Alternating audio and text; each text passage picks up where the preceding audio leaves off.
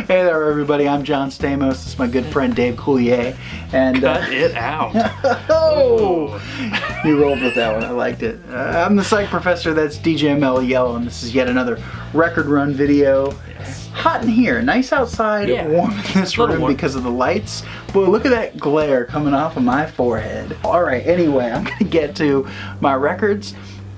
Almost all of these are things that I found at the June St. Louis Record Show. Very nice. With the exception of this one, which is Cellophane Symphony, Tommy James and the Shondells. This makes the Mojo collection. Yes, I was flipping through the book while I was sitting on the throne one day and was like, wait, there's a Tommy James and the Shondells album and it's not Crimson and Clover in the Mojo collection? Yeah.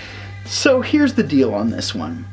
I really don't love it, but the opening track and the closing track are legit great. The opening track, Cellophane Symphony, 9.5 minute jam that is legit psych. Legit psych. Not pop psych. It's the Elements because Tommy James, but it's legit psych. And then the closing track on behalf of the entire staff and management is basically Tommy James doing like a huge screw you to the music industry. Like basically like he was almost like, I'm gonna quit this job like it's an office job. It's so weird in that regard. The big hit off this one is Sweet Cherry Wine, which I've never really cared for as a single in any regard. I enjoy it. Really? Yeah. I think it is super bland. Super bland. Well. And is the drink. All right. But anyway, for the opening track and for the closing track, this one is worth it. And I think it's given a fair shake in Mojo. It's just that it's not to my particular sensibilities. Yeah.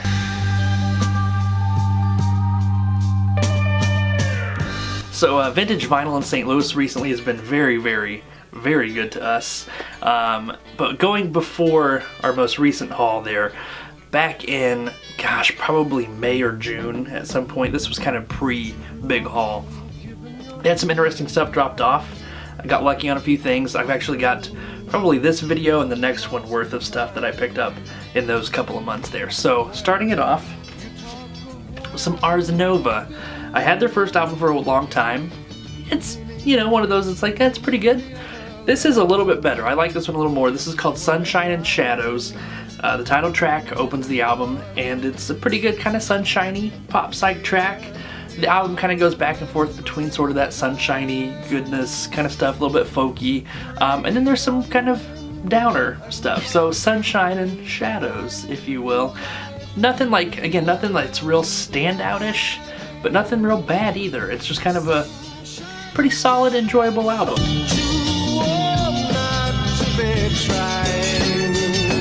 Alright, this is one, I wouldn't say I've actively been looking for this, but it's in the back of my mind for a while. It's another, I don't love it, but it's a must on Dust. Yeah, I like that. I have had the opportunity to buy first pressings of this for like $10 before and just haven't, I've got something else I want to buy today. Yeah. And the guy had 15 on this one and I talked him down to 12. Solid. So, good 20% discount there. It's early 70s hard rock. Yeah. But it's enjoyable. Mark Bell on drums, fun stuff there. Richie Wise was the guitarist and lead vocalist, but it's good trio hard rock. Yeah. But you see why they never became transcendent. It is a good one to have, and it's cool. I think it's cool because it's a trio. Yeah. I think if this was but you're like, wow, that's a lot of noise, a lot of sound, a lot of creativity coming from a three-piece. It's cool from a trio, and check out that cover. Great cover. Pretty memorable.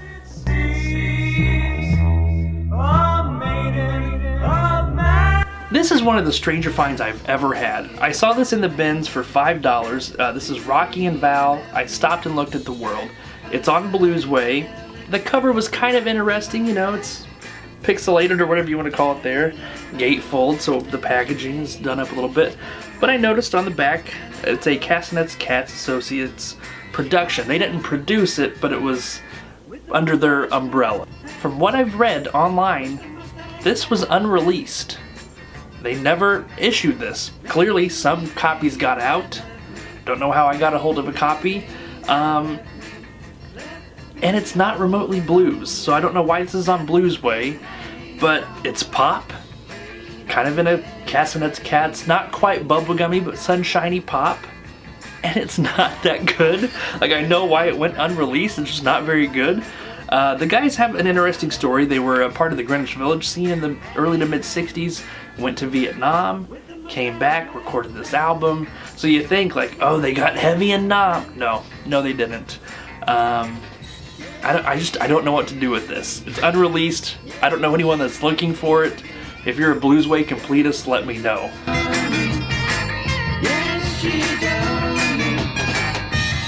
All right, next up for me, Yes. a must-have, man. Taj Mahal. Yes. Took me way too long to get this album. $10 at the June record show.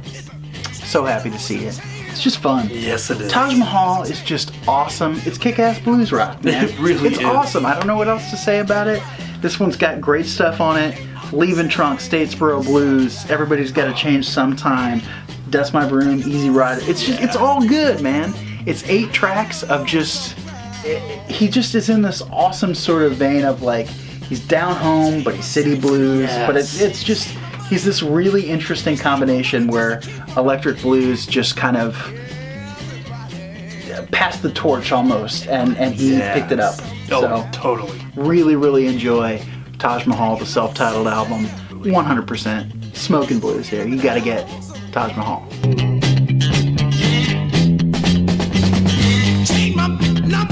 This was an interesting find. I had never seen a copy of this before, ever. This is Rare Earth, Dreams and Answers, their first album on Verve. I ponied up a little bit for this. I paid $20 for this, and it's not in the best shape. But I'd never seen a copy before, so it was like, I think I have to have this. Whereas the self-titled and the live are everywhere. Yes, the ubiquitous they're all over the $3 bin record. Yeah. On the Rare Earth label. On the Rare Earth Those label, are super yeah. popular. They do actually have Get Ready on this album, which I think is again on their Rare Earth debut. Yes. Short tracks, nothing over 3.5 minutes long here. Kind of in the same vein as the Rare Earth stuff. It's kind of funky, soulful pop rock. Nothing really psychedelic about anything going on here. A lot of covers. It's pretty enjoyable though. I mean, if you like Rare Earth, you're gonna like this. This is in a much more kind of 60s pop vein, less 70s funk rock. Not bad. Not bad at all.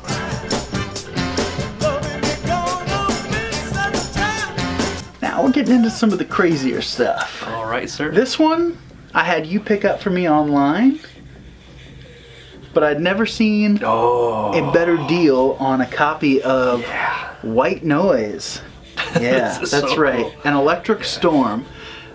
This was, I think, primarily made by 2 dudes in a basement. Yeah. And then like they pulled in some female vocalist to like overdub some stuff. Weren't they like engineers or scientists or something weird? Yeah, they were like sound engineers. They were not musicians. That's the weirdest thing. This is not an original. It's a reissue, but it's an early reissue, and I'm just going to show you that's on the, Antilles label. I want to get that right there, but Antilles label.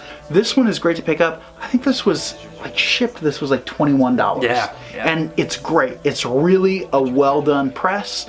And it was one where I put it on and I was like, I'm expecting to kind of get blown away by this. I was really looking forward to it. Laying on the floor, prostrate by the end of this, just like, whoa! That is a mind blower, and it truly, truly is. It's killer fun, tripped out music, and this reissue is totally worth it. So very cool. Scope out for that one online, folks. Nice. That's awesome.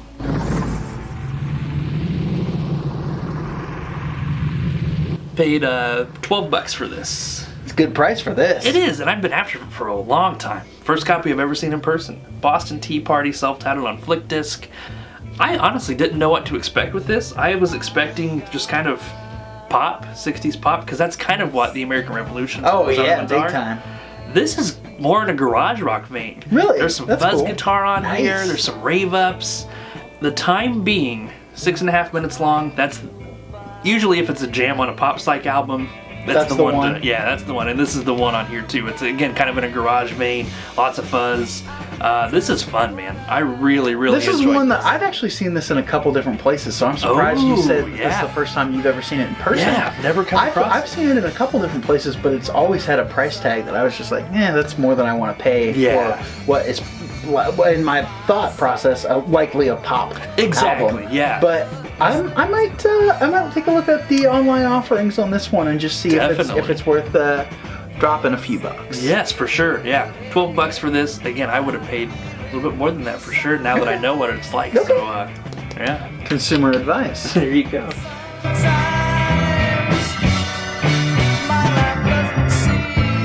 And then certainly the pickup of the show from that June show for me. Oh, yes. The Fairport Convention. This is an original UK press. Pull out the label there so you can see it on the Polydor. It's got the ST sound in there that you want to get, the ST33. This is one where you were like, I don't know, I've heard it's pretty folky. And it is pretty folky, and sometimes that's what I like, but I ponied up big time for this, and I was like, this better be a sweet freaking psych album. And it does have the folk elements, they're there, but the psych is deep. Really enjoy this when it gets deep, and when it's soft, it's a good counterpoint. Cool. It feels like an intentional LP experience, which is what I usually want in psych. Yeah. I want an LP experience. They're great garage singles and stuff like that. I love them. I want all of them. But when I'm going for a tripped out time, I want music that it's like it was envisioned as a whole experience. That's what this is. Yeah. So it's balance being found in the heavier and the lighter stuff. And I think that's probably what most people who've heard this would say is the value of this original Fairport Convention LP. So I ponied up big time for it. Don't regret it at all. It's a great piece to have, and I'm glad to have it.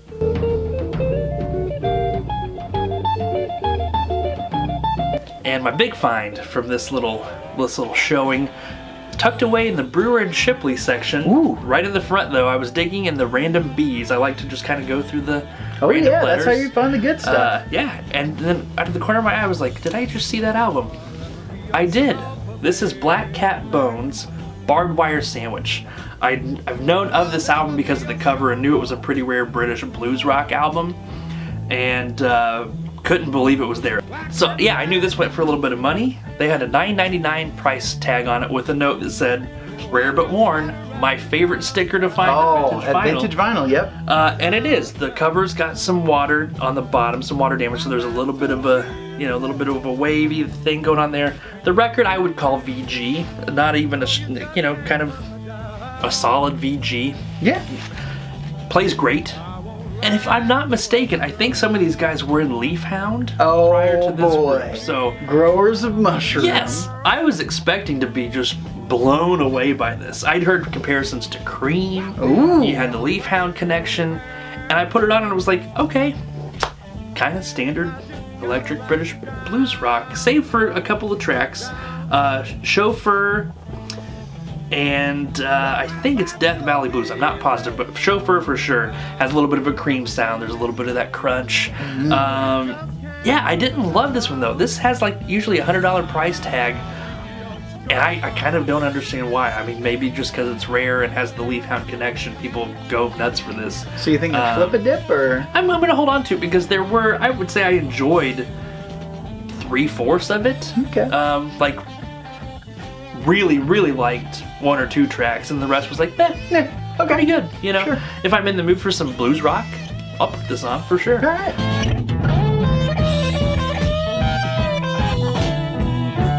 All right, well, I guess that brings us to the end of another Record Run video. We will be back with the show next week, and hope you get a few more of these videos coming your way because we have a lot to show. So until the next time, we'll see you at the record show or the record store or wherever, but until then, avoid scratches and stay in the groove.